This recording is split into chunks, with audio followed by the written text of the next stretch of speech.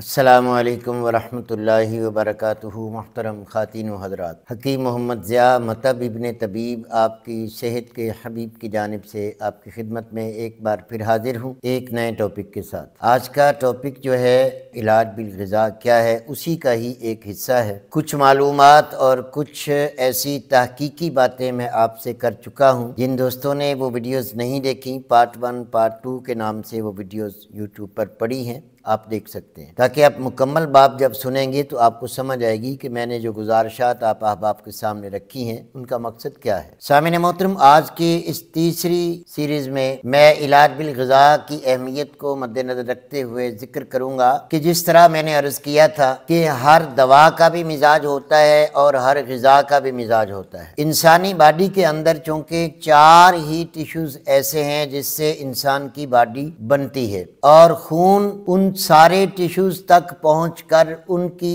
الگ الگ غذا ان کو دیتا ہے، بلکہ وہ ٹیشوز خون میں سے اپنی غذا خود بخود جذب کرتے رہتے ہیں۔ اس کی بحث لمبی ہوگی، خون کیسے غذا دیتا ہے، کیسے نہیں دیتا، وہ کہاں جاتا ہے، یہ الگ کسی ویڈیوز میں انشاءاللہ تفصیل سے بتاؤں گا جب دوران خون بیان کروں گا۔ سامعین محترم، غذاؤں کے ساتھ ساتھ ہمیں یہ بھی خیال کرنا پڑے گا کہ ہمارے کھانے پینے میں جو مسالہ جات استعمال ہو رہے ہیں ان کا کیا مزاج ہے۔ قدرت کی طرف آپ نظر دوڑائیں تو قدرت نے مرچوں کے مزاج میں بھی بہت ساری تفریق کر دی۔ کہیں سفید مرچ چل رہی ہے، کہیں سیاہ مرچ چل رہی ہے، کہیں مگا کے نام سے فلفل دراز چل رہی ہیں، کہیں سبز مرچ چل رہی ہے۔ سبز مرچ کے اندر کوئی انتہائی تیز، کوئی درمیانی، اور کوئی شملہ مرچ کے نام پہ بالکل میٹھی، اور کوئی سرخ نام پر کوئی لاہوری مرچ، کوئی کشمیری مرچ۔ مسالے جات میں سے صرف مرچوں پر دیکھیں تو ان میں کتنی کمی اور بیشی ہے۔ اسی طرح تمام سبزیاں اور تمام پھل اور تمام اناج یہ اپنے مختلف مزاج رکھتے ہیں۔ یہ الگ بات ہے کہ کبھی کسی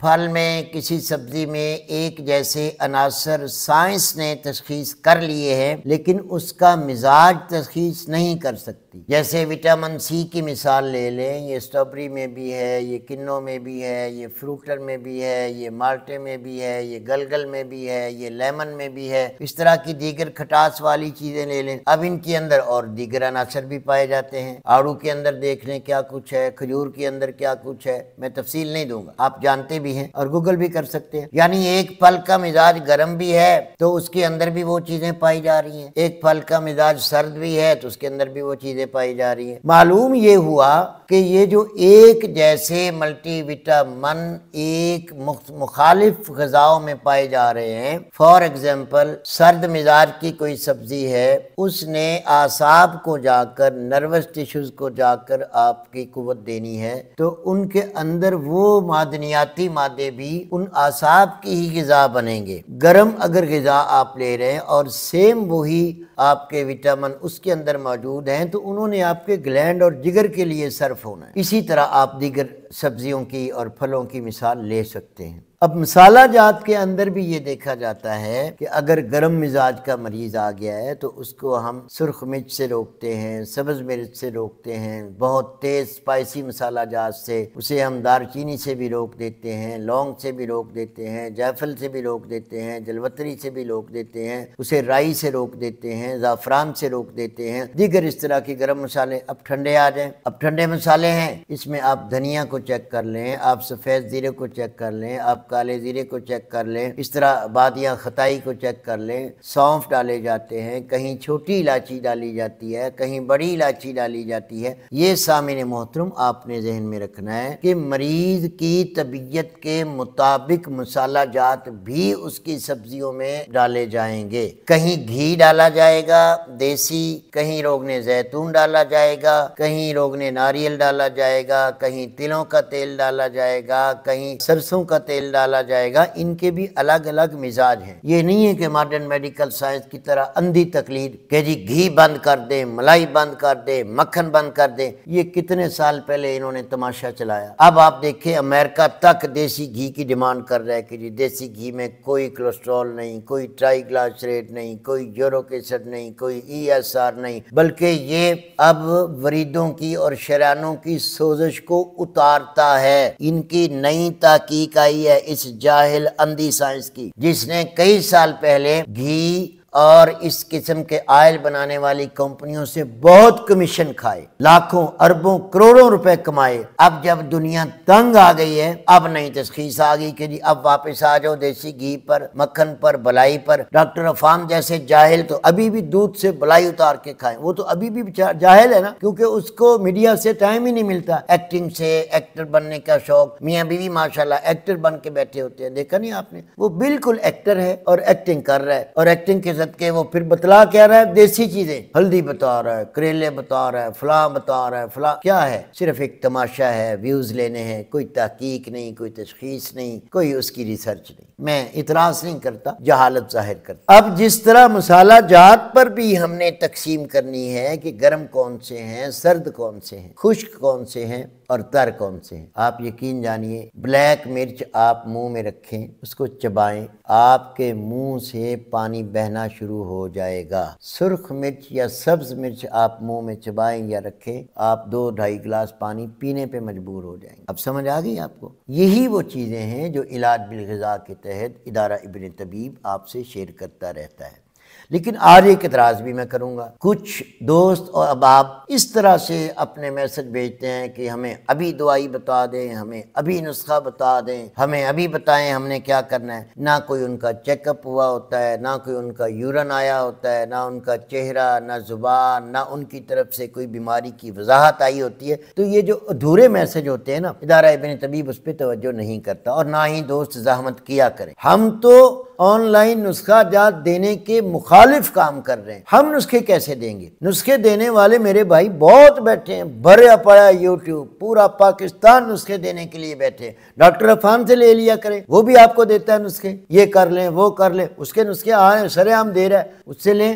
ہم یہ جہالت نہیں کرتے، جب تک مریض چیک نہ کر لیں، جب تک اپنے قانون کے مطابق وہ چیزیں نہ بھیج دیں، ہم اسے کوئی جواب دینے کے حقدار نہیں ہے، نہ ہی لوگ ناراض ہوا کریں۔ ہمارا ادارہ ایسا نہیں ہے۔ یہ تو تھی ایک ضمنی بات۔ اب مسالہ جات سے آگے آ جائیں۔ ایک بندے کو کاربوہائیڈریٹ کی رکاوٹ کرنی ہے، اسے تمام کاربوہائیڈریٹ روکے جائیں گے، نہیں کہ ملٹی گرین آٹا بیچا جائے گا۔ اب یہ کاربوہائیڈریٹ کے نام پر روک دیا، اس میں بادام بھی ہیں، اس میں فلاں بھی ہے، اس میں فلاں بھی ہے، اس میں جوار بھی ہے، اس میں باجرہ بھی ہے، اس میں بیسن بھی ہے۔ یہ کیا ہے؟ یہ سارے اناج ہیں، ان کے اندر نشاستہ موجود ہے میرے دوست۔ قطعاً نہیں ہو سکتا کہ آپ جوار، باجرہ، مکئی، بادام مکس کر کے کھا لیں اور ان کے اندر کاربوہائیڈریٹ نہ ہو۔ ان کا جی آئی لیول کیا ہے یہ کوئی بھی نہیں بتائے گا۔ ملٹی گرین آٹا، جی ملٹی گرین آٹا، اب نرش بائی ڈاکٹر پہ بھی ملٹی گرین آٹا آ گیا۔ اب یہ ہیں سارے کاروبار کے پھندے، یہ ہیں سارا دنیا کو دھوکہ دینا۔ جاہل کیا سمجھتے ہیں بیچارے؟ بھائی ڈاکٹر بتا رہا ہے، اس نے ملٹی گرین، ان کی تشخیص ہوگی۔ کوئی تشخیص نہیں ہے۔ اس معاملے میں میں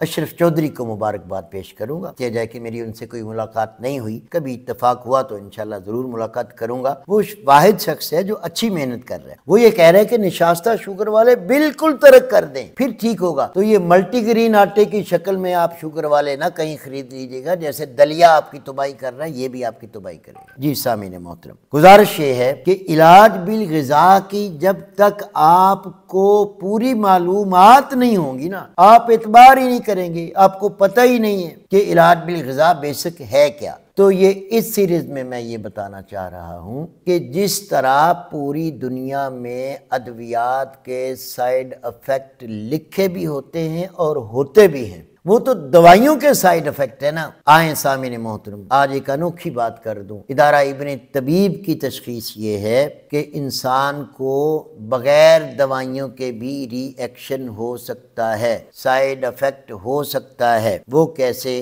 ایک بندے کو ہیضہ ہو گیا، اسے ڈائریا ہو گیا، پتلے لوز موشن آ رہے ہیں، جسم کا پانی بہہ رہا ہے، الٹیاں آ رہی ہیں، اس کو آپ دودھ پلائیں، اس کو آپ چاولوں کی کھیر کھلائیں، اسے آپ بھنڈی کھلائیں، اسے ماش کی دال کھلائیں، اسے فلودہ پلا دیں، اسے آئس کریم کھلا دیں، وہ مر جائے گا۔ معلوم ہوا مزاج چیک کیے بغیر ہم غذا نہیں دے سکتے، اور اگر مزاج کا پتہ چل گیا ہے تو غذائیں وہ دینی ہیں جو اس کی طبیعت کے مخالف کام کریں۔ اسی طرح جس بندے کو بواسیر ہو گئی ہے، فشر ہو گیا ہے، فسچولا ہو گیا ہے، اس کے پخانے سے خون آ رہا ہے، تو وہ بندہ کیا کرے گا؟ مرچیں کھائے گا، پکوڑے کھائے گا، وہ تلی ہوئی چیزیں کھا سکتا ہے، وہ دالیں کھا سکتا ہے، گوشت کھا سکتا ہے؟ بالکل نہیں کھا سکتا۔ تو سامعین محترم، اسی طرح اگر وہ یہ چیزیں کھائے گا تو اس کا فشر، فسچولا، بواسیر، قیامت آ جائے گی، نہیں جائے گا۔ معلوم ہوا علاج بالغذا کی تشخیص کے تحت غذائی چارٹ دینا پڑے گا۔ جی سامعین محترم، اب آگے دیکھیے سائیڈ افیکٹ۔ اب جن دوائیوں پر خود ماڈرن میڈیکل سائنس لکھتی ہے کہ اس کا سائیڈ افیکٹ ہے، ہم پھر بھی کھا رہے ہیں۔ ہم یہ کہہ رہے ہیں کہ خالی دوائیوں کا سائیڈ افیکٹ نہیں ہے، وہ تو زہر سے بنی ہوتی ہیں، وہ تو کیمیکل ہوتے ہیں، انہوں نے تو دوائی کرنی